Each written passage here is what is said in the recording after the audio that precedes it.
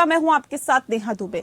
रोहतास जिले में भाजपा नेता और बिहार के पूर्व उप मुख्यमंत्री सुशील मोदी पहुंचे और बता दें आपको कि सांप्रदायिक हिंसा मामले में गिरफ्तार पूर्व भाजपा विधायक जवाहर प्रसाद से मिले। ये भी बताया जा रहा है कि जवाहर प्रसाद पिछले महीने से मंडल कारा में बंद हैं और कल से जब उनकी तबीयत बिगड़ी तो उन्हें सासाराम के सदर अस्पताल कैदी वार्ड में रखा गया, जहां उनसे मिलने सुशील मोदी भी पहुंचे और पूर्व विधायक का हालचाल जाना। सुशील मोदी इसके बाद जवाहर प्रसाद के घर जाकर उनके परिजनों से मुलाकात करने पहुंचे। साथ ही कई कार्यकर्ताओं के घर जाकर भी उनसे पूरे घटनाक्रम की जानकारी ली। उन्होंने बिहार सरकार पर हमला करते हुए कहा कि नीतीश कुमार, जनता दल यूनाइटेड तथा राष्ट्रीय जनता दल के लोग एक प्लानिंग के तहत भारतीय जनता पार्टी के लोगों को दंगा मामले में फंसा रही हैं और भाजपा को बदनाम करने की साजिश रची जा रही है, जिसमें खुद सीएम सम्मिलित हैं। उन्होंने बाद में प्रेस वार्ता करते हुए कहा कि जिस जवाहर प्रसाद से सहयोग लेकर प्रशासन शहर में शांति व्यवस्था बहाल कर रही थी, घटना के 1 महीने बाद उन्हें ही गिरफ्तार कर लिया गया। सुशील मोदी ने आरोप लगाया कि जवाहर प्रसाद के परिवार के लोगों को वे उनसे मिलने नहीं दिया जा रहा है। वे पिछले 1 सप्ताह से बीमार हैं। बता दें कि रामनवमी के जुलूस के बाद सासाराम में जमकर उपद्रव हुआ था, जिसमें पूर्व विधायक जवाहर प्रसाद को गिरफ्तार कर जेल भेज दिया गया।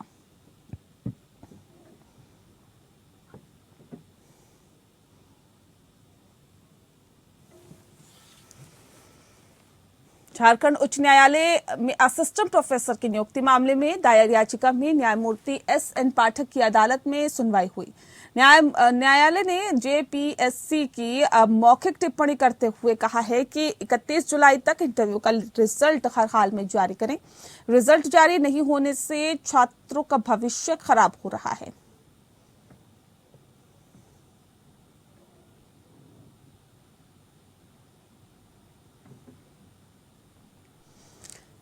वहीं रांची के एमपी एमएलए कोर्ट में विशनपुरा विधायक चमरा लिंडा पर दर्ज आपराधिक मुकदमे की सुनवाई पूरी हो गई। सरकारी आदेश एवं चुनाव आचार संहिता के उल्लंघन के मामले में कोर्ट ने आज फैसला सुनाया। जेएमएम विधायक चमरा लिंडा को एमपी एमएलए कोर्ट ने आज गवाहों के अभाव में बरी कर दिया। मामला दरअसल 2019 का है। 2019 के विधानसभा चुनाव के दौरान चमरा लिंडा के खिलाफ गुमला थाने में मामला दर्ज किया गया था, जिस पर एमपी एमएलए कोर्ट ने साक्ष्यों के अभाव में उन्हें बरी कर दिया था।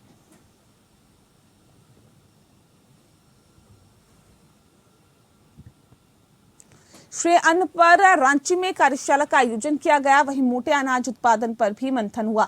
कुछ समय पहले प्रधानमंत्री नरेंद्र मोदी ने दिल्ली में भारतीय कृषि अनुसंधान संस्थान के राष्ट्रीय कृषि विज्ञान परिसर में मोटे अनाज पर वैश्विक सम्मेलन का उद्घाटन किया था। इसके साथ ही उन्होंने इस साल मनाए जा रहे अंतर्राष्ट्रीय मोटे अनाज वर्ष के अवसर पर एक डाक टिकट और एक सिक्का भी जारी किया। इस योजना को आगे बढ़ाते हुए रांची में भी राज्य स्तरीय खरीफ सह मिलेट्स कार्यशाला का आयोजन किया गया, जिसमें विभाग के मंत्री बादल पत्रलेख सहित तमाम अधिकारी और वैज्ञानिक शामिल हुए। कार्यशाला में के माध्यम से ही मोटे अनाज के उत्पादन पर फोकस किया गया। कृषि मंत्री बादल पत्रलेख ने कहा है कि प्रतिवर्ष के बजट पर कृषि विभाग हर वर्ष कार्यशाला करती है और इस बार खरीफ फसल और मिलेट्स वर्ष को लेकर कार्यशाला रखी गई है। मोटे अनाज के उत्पादन में झारखंड अच्छा कार्य करे, जीडीपी में किसान की भागीदारी बढ़ेगी, तब जाकर किसानों का विकास होगा। हमने कहा कि हम योजना का लाभ दे देते हैं, लेकिन उसके बाद कभी जाके देखा आपने कि वो उस चीज का क्या कर रहा है।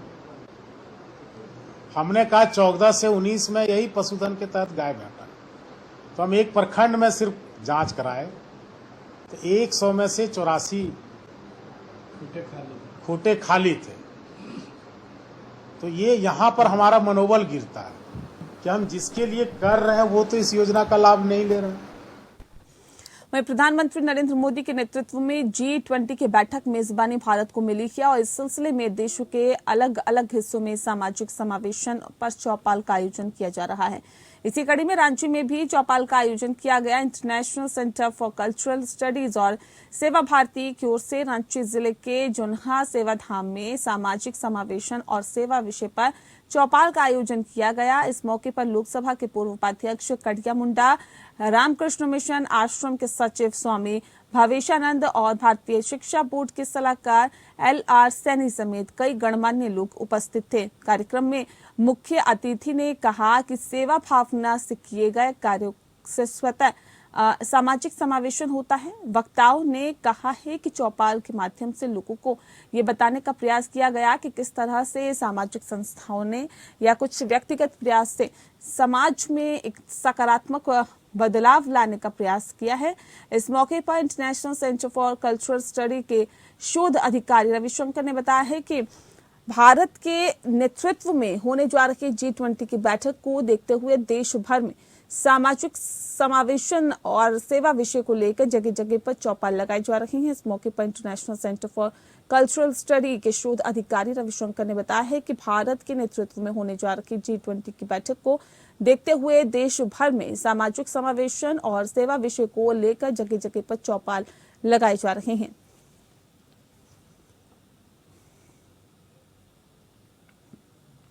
बोकारो में जिला परिषद के सदस्य, जिला पंचायत अध्यक्ष और उपाध्यक्ष मुख्य कार्यपालक पदाधिकारी के खिलाफ गोलबंद होते नजर आ रहे हैं। जिला परिषद बोकारो में 10 महीने में मात्र एक बैठक आयोजित की गई, जिस कारण सदस्यों ने अध्यक्ष और मुख्य कार्यपालक पदाधिकारी पर सांठगांठ कर मनमानी करने का गंभीर आरोप लगाया। बोकारो परिसदन में उपाध्यक्ष बबीता देवी की अध्यक्षता में आज जिला परिषद सदस्यों की बैठक आयोजित की गई थी। बैठक में योजनाओं के चयन में मनमानी करने का आरोप लगाया और कहा कि बिना सदस्यों को सूचित किए अध्यक्ष और मुख्य कार्यपालक पदाधिकारी योजनाओं का चयन कर उसका क्रियान्वयन और उद्घाटन कर रही हैं। जिला परिषद उपाध्यक्ष बबीता देवी ने कहा कि मुख्य कार्यपालक पदाधिकारी सह DC बोकारो में फूट डालो और राज करो की नीति पर काम कर रही है। अध्यक्ष के साथ मिलकर बिना सदस्यों को सूचित किए योजनाओं की चयन का काम कर रही है। साथ ही साथ आज पूरे इलाके में पेयजल के लिए हाहाकार है, लेकिन लिफ्ट इरिगेशन योजना के नाम पर सिर्फ कार्य किया जा रहा है, जो कि पूरी तरह से गलत है। 24 तारीख को जिला परिषद की सामान्य बैठक में इस विषय को लेकर विरोध दर्ज कराया जाएगा। वहीं जिला परिषद अध्यक्ष सुनीता देवी ने कहा है कि बैठक में कोई जानकारी नहीं है, बिना अध्यक्ष की बैठक किया जाना उचित भी नहीं है। बैठक किस वजह से हुई इसका भी पता नहीं।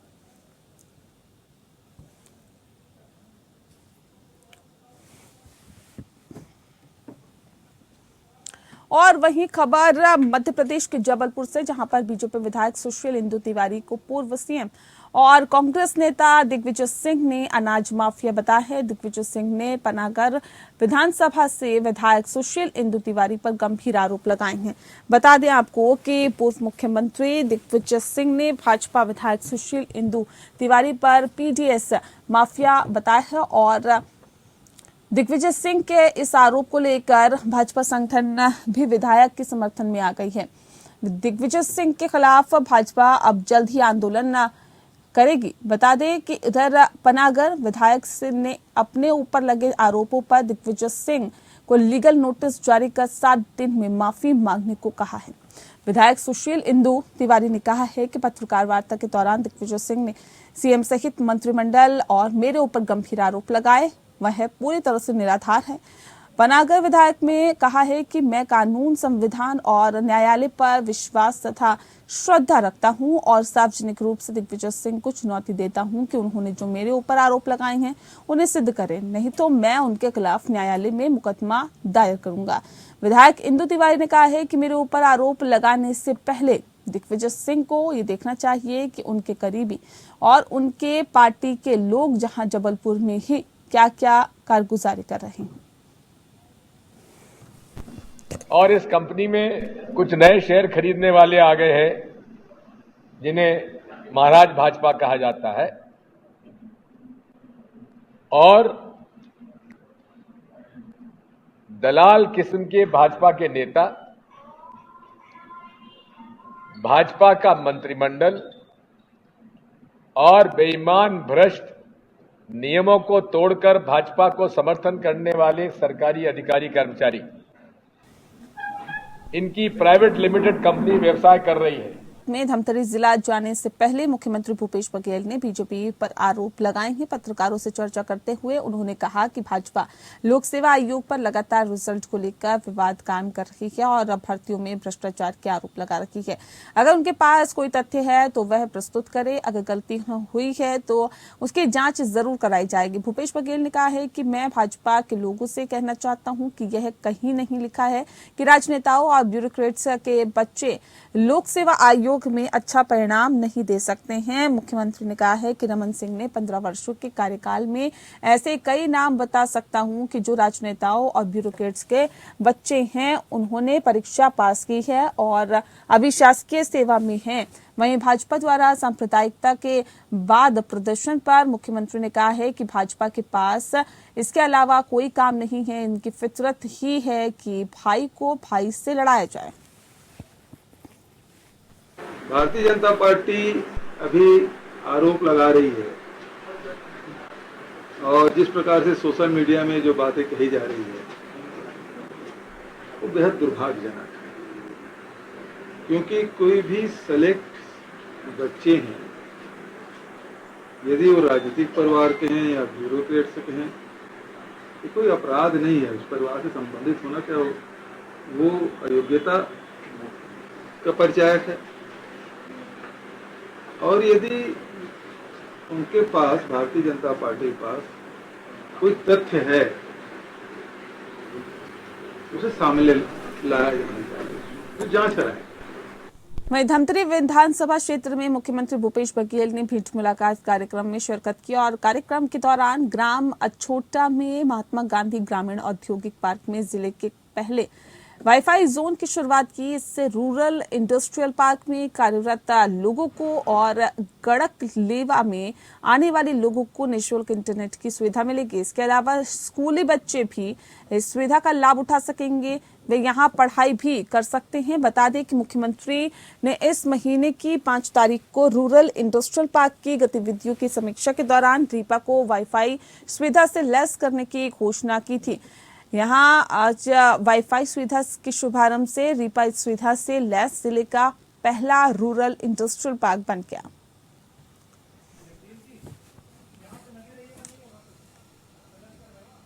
वहीं मुख्यमंत्री भूपेश बघेल ने कहा है कि छत्तीसगढ़िया ओलंपिक का खेलों की शुरुआत अब हरेली त्योहार से होगी। वो धमतरी विधानसभा क्षेत्र के भटगांव में आयोजित भेंट मुलाकात कार्यक्रम में नागरिकों से चर्चा कर रहे थे। इस कार्यक्रम में उन्होंने शासन की विभिन्न योजनाओं की जमीनी हकीकत की जानकारी ली। उन्होंने इस मौके पर 137 करोड़ रुपए के 154 विकास कार्यों का लोकार्पण और भूमि पूजन किया। इसमें 13 करोड़ 97 लाख रुपए के 28 कार्यों का लोकार्पण और 123 करोड़ 63 लाख रुपए के विकास कार्यों का शिलान्यास भी किया गया।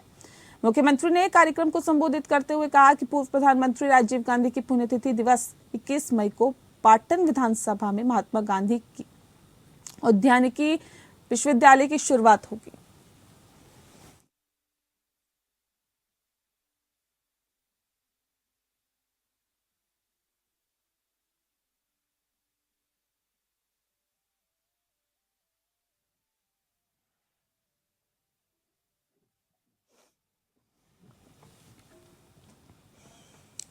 वहीं मुख्यमंत्री भूपेश बघेल अपने प्रदेश व्यापी भेंट मुलाकात अभियान के तहत धमतरी विधानसभा अंतर्गत ग्राम भटगांव पहुंचे। भटगांव में अपने भेंट मुलाकात कार्यक्रम के बाद किसान के घर भोजन करने पहुंचे मुख्यमंत्री का लखन लाल साहू के परिवारजनों ने तिलक आरती किया और पुष्पगुच्छ तथा शॉल भेंट कर स्वागत किया।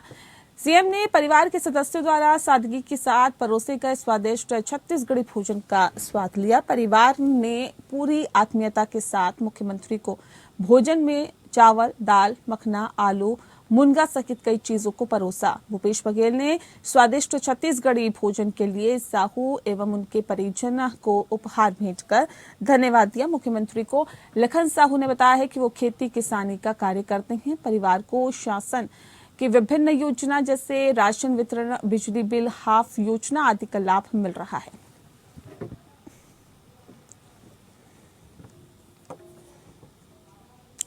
वहीं रायपुर में बिजली के प्रदेश, आपको बता दें कि बीजेपी के प्रदेश अध्यक्ष अरुण साफ ने कथित 2000 करोड़ रुपए के शराब घोटाले को लेकर प्रदेश सरकार पर एक बार फिर से तीखा हमला बोला है। उन्होंने कहा है कि कांग्रेस ने एक और शराबबंदी का वादा किया, दूसरी तरफ प्रदेश सरकार ने लगातार शराब के नाम पर घोटाले किए हैं। साफ ने ऐलान किया है कि प्रदेश सरकार के इस शराब घोटाले को लेकर भारतीय जनता युवा मोर्चा और प्रदेश महिला मोर्चा जनता के बीच जाएंगे। सभी 800 शराब दुकानों में भारतीय जनता युवा मोर्चा शराब घोटालों पर पार्टी द्वारा जारी पोस्टर चस्पा करेगा और साथ ही साथ महिला मोर्चा इस मुद्दे को लेकर जिले में प्रदर्शन भी करेगा।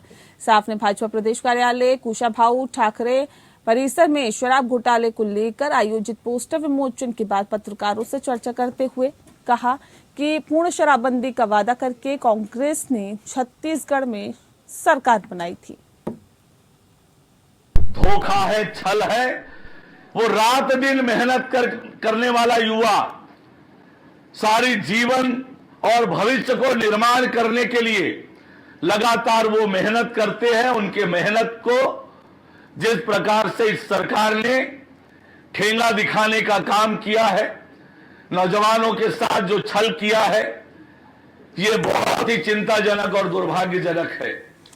पूर्व विधानसभा अध्यक्ष धर्मलाल कौशिक ने मुख्यमंत्री भूपेश बघेल के बयान पर पलटवार करते हुए कहा कि पहले भी उन्होंने 4 जनवरी 2023 को विधानसभा में चावल घोटाले को लेकर सवाल उठाया था, जिस पर सरकार के जवाब के अनुसार भारी मात्रा में रायपुर शहर के केवल एक राशन दुकान में 1600 लोगों के फर्जी आधार कार्ड बनाकर नाम जोड़े और मामला सामने आया था। उन्होंने कहा कि इसी तरह से अब पूरे प्रदेश में चावल के नाम पर फर्जीवाड़ा हो रहा है और भारी मात्रा में गड़बड़ी भी हो रही है। उन्होंने कहा कि केंद्र के द्वारा दिए गए राशन और प्रदेश हितग्राहियों को जो चावल मिलना है उसमें हुई अफरा तफरी से जनता परिचित है। सरकार ने इसका सत्यापन मार्च तक कराने की बात कही थी, लेकिन अभी तक सत्यापन नहीं हुआ है। इससे स्पष्ट है कि इस मामले पर भारी मात्रा में अफरा तफरी हुई है। धर्मलाल कौशिक ने कहा है कि इस पर मुख्यमंत्री भूपेश बघेल पर्दा डालने का काम कर रहे हैं।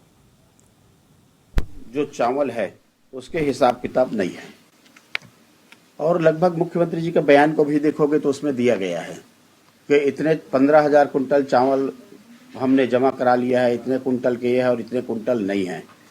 और उसके बाद में आप देख रहे हो कि लगभग 208 दुकानें अभी निरस्त हुई है, FIR हुए हैं।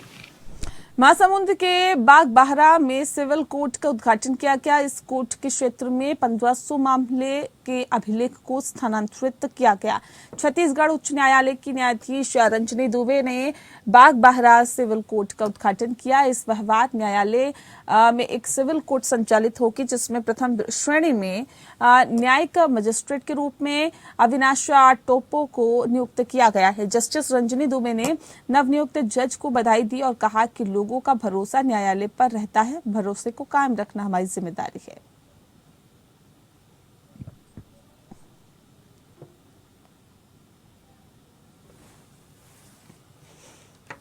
और चलिए इसी के साथ फिलहाल इस बुलेटिन में इतना ही, लेकिन इससे पहले आपको बता दें कि अब APN न्यूज को आप लाइव देख सकते हैं।